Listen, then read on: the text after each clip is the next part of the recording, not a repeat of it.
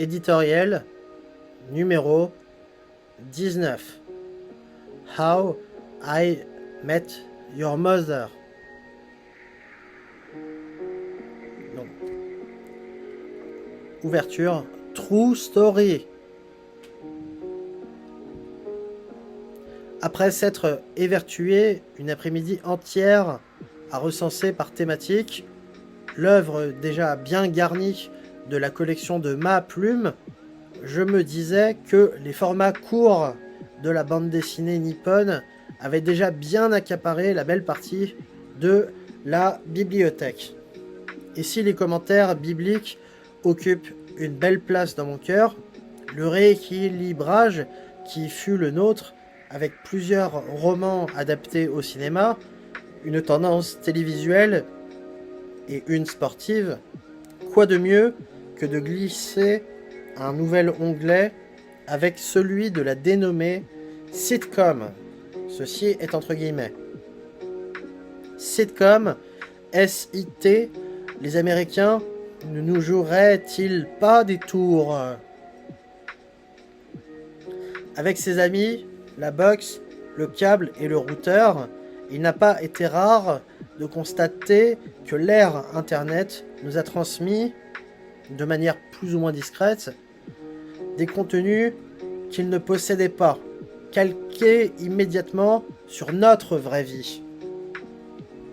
SIT, site, s'asseoir, ou de manière plus dissimulée, SITE, l'hébergeur trouvant sa trombine de manière plus ou moins animée. Annoncé par les postmodernes comme le concurrent évident au soap opera, là aussi entre guillemets, c'est de l'anglais encore, ou juste soap pour les intimes, ces formats un peu plus ancestraux avaient tous un filtre bué. Ouvrez la parenthèse, même avec les Français de Sous le Soleil, encore aujourd'hui, c'est jaune ou bleu.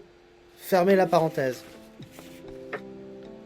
Et étaient les vrais chantres de ce qu'est la télé, puisqu'ils ne dépassaient pas, en rémunération, les publicités pour les savons de corps.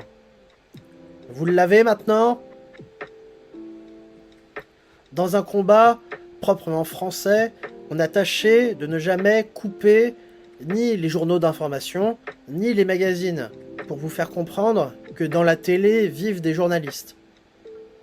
On en revient donc, comme dans le propos introductif, à avoir appris New Jersey et New York, ou Massachusetts et Boston, avant de mettre le pied à l'étrier, qu'on peut bel et bien voir des séries étrangères avec seulement quelques heures de décalage entre la programmation de l'épisode sur le câble américain et l'obtenir tout beau, tout chaud sur un écran en France. Une sorte d'avion où vous pouvez toujours dire qui a embarqué dedans.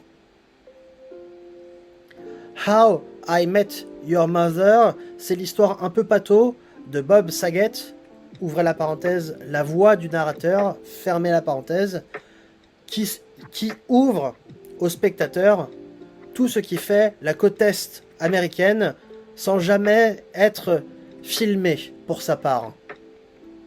Lui-même, qui est un numéro de stand-up comedian, assez apprécié par les Américains, il renverse en quelque sorte le plateau en parlant à tous les épisodes aux spectateurs, mais aussi aux enfants de Ted Mosby. Ted Mosby, lui-même, Josh Radnor, l'acteur à l'écran, dont on prend la vie en route autour de 25 ans et qu'on verra vieillir jusqu'aux alentours de 50 ans, où il rendra sa voix d'interprète à la voix du narrateur, Bob Saget, pour mettre fin à la série télé. On le disait, et c'est une mention entre guillemets, anglais à nouveau, stand-up comedian, fermez les guillemets, c'est bien souvent monter sur les planches devant une foule dans la pénombre, s'emparer du micro laissé à cet effet et y aller de satire en soubresaut jusqu'au trait d'esprit s'appuyant sur une poignée de juifs new-yorkais.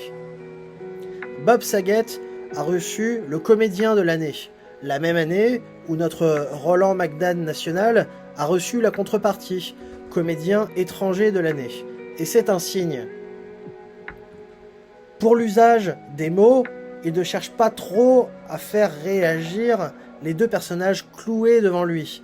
J'ai nommé le fils et la fille de Ted, qui ont déjà l'âge de rentrer au lycée. Au contraire, la majorité du temps, on voit Ted in the flesh, j'ai osé, c'est-à-dire Josh Radnor. Il ne cesse de se présenter comme un célibataire motivé et c'est le premier trope de la série. De mémoire d'homme, je n'ai jamais vu un homme aussi obsédé par son statut marital.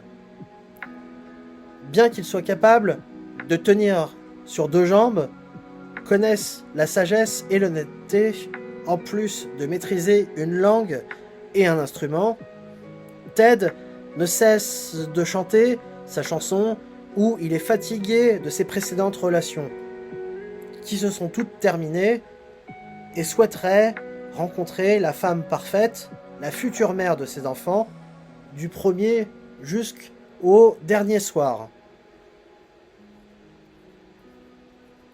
M'y étant déjà exercé, j'ai essayé d'associer chaque personnage principal de cette chronique à un animal du zodiaque.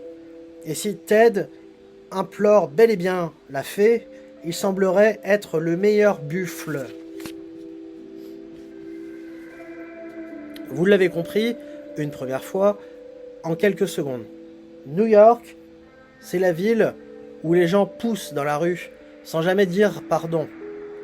Vous l'avez peut-être compris, une deuxième fois, les vagues de gentrification orientent les discussions vers les habituels. 2 points. De quel état êtes-vous à l'origine? Et dans quel état avez-vous connu New York les premières années de votre emménagement? Si les blagues sur les délicatessen, les voitures taxis, mais aussi les limousines ou les pizzerias et burgers ouverts 24 heures sur 24 ne constituent que quelques épisodes, c'est pour en jeter 10 fois plus sur qui ne rejoindra pas le clan et qui en est membre. Les Canadiens, le New Jersey, les blagues sur Chicago, l'Ohio ou le Minnesota sont à foison.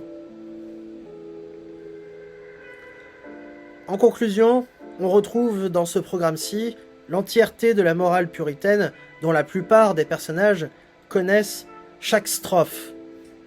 Atlantic City, oui, c'est un vrai endroit, sera une sorte de kermesse pour adultes tantôt délurés, alcool, femmes nues à l'appel, tantôt offrant un havre bleu quand on sait que Las Vegas souffre tous les jours d'une chaleur étouffante.